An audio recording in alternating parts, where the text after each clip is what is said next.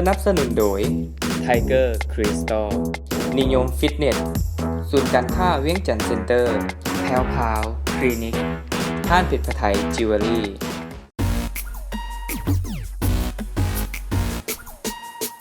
สวัสดีข้าพเจ้าสวรรค์ทรงสมัยวงศ์และนี่คือรายการ The Survival Lounge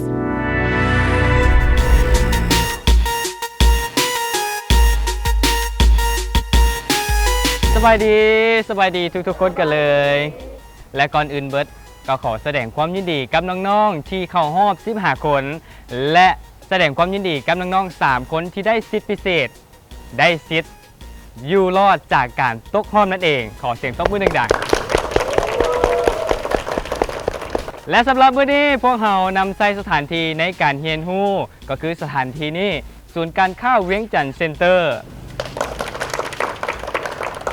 และสำหรับมื้อนี้คนที่ว่าจะมาสอนน้องๆในการแต่งตัวเนาะเป็นคนที่ว่ามีความเชี่ยวชาญในการทางด้านการแต่งตัวเป็นแฟชั่นและมีชื่อเสียงโด่งดังอยู่ในวงการบันเทิงบ้านเฮาเพราะฉะนั้นแล้วขอเสียงตบมือดังๆให้กับลีดเดอร์มีใหญ่เพชรโปเตอร์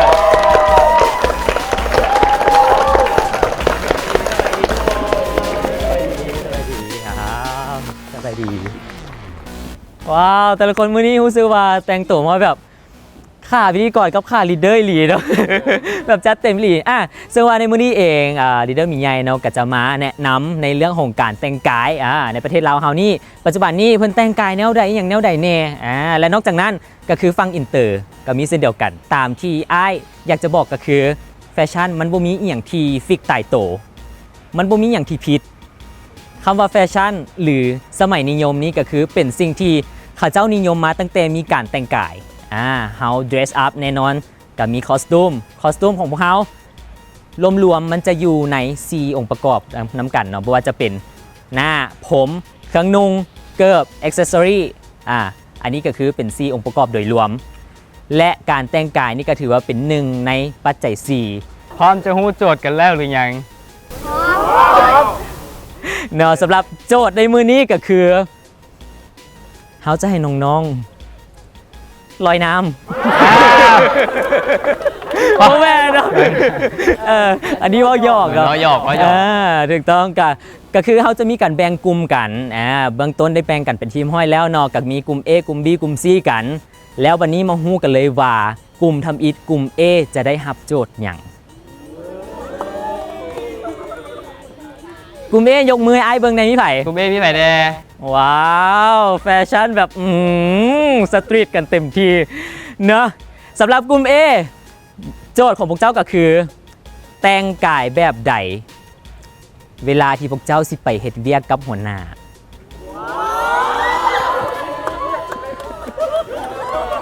เข้ากับบุคลิกขนาดเลยอันเรื่องแต่งตัวนี่กับเพิ่นกับผู้หนึ่งอยู่แล้วนะแต่ว่าสิให้มันเป็นทางการเนี่ยโอ๊ยมันก็ยากหน่อยนึงเพราะเพิ่นกับบ่ค่อยมีอย่างเป็นทางการ เพราะว่าปกตินี่เขาจะให้แต่งแบบเซ็กซี่อย่างซี่นี่ก็พอสิได้อยู่แบบปาร์ตี้อย่างซี่นะอันนี้ไม่ให้แต่งทางการมันแล้วได้และกลุ่ม B เด้กลุ่ม B สำหรับกลุ่ม B เนาะก็คือจะได้แต่งกายในรูปแบบของไปออกงานจะเป็นงานแต่งงานดองนี่แมนเด้องานบุญกันเช่นเดียวกันโอ้แบบตกใจเนาะแบบบ่เคยแต่งตัวเป็นมิตรจักเทื่อก็ถือว่าเป็นรายการแรกเลยที่ว่าเปิดว้าวขนาดนี้แบบพยายามให้ได้เห็นถึงศักยภาพทุกอย่างเลยที่บ่เคยเห็นก็ต้องได้เห็นนะเป็นรายการที่แบบน่าติดตามเด้อตัวนี้และสำหรับกลุ่ม C เด้ก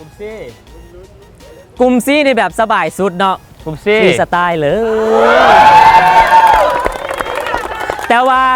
ว่ายังคงคอนเซปต์การไปปาร์ตี้เด้ออาจจะเป็นปาร์ตี้เลี้ยงรุ่นบ่อย่างซี่แล้วแต่พวกน้องจะคิดมาอยากมีธีมเป็นของตัวเองบ่อย่างซี่ก็สามารถที่จะเลือกมาได้ในความรู้สึกนั้นก็อยากได้เจิดปาร์ตี้นี่แหละมันก็เป็นสิ่งที่อันมักเลยรายการมันก็เป็นสไตล์การแต่งตัวนี่และนั่นก็แมนเนาะโจทย์ที่น้องๆจะได้รับและพวกเขาจะแบ่งให้น้องๆทั้ง3ทีมเนาะมีเวลาคนละ10นาทีในการเลือกสุด10นาทีเท่านั้นในการเลือกสุดอยู่ที่ห้าง เวียงจันทร์เซ็นเตอร์แห่งนี้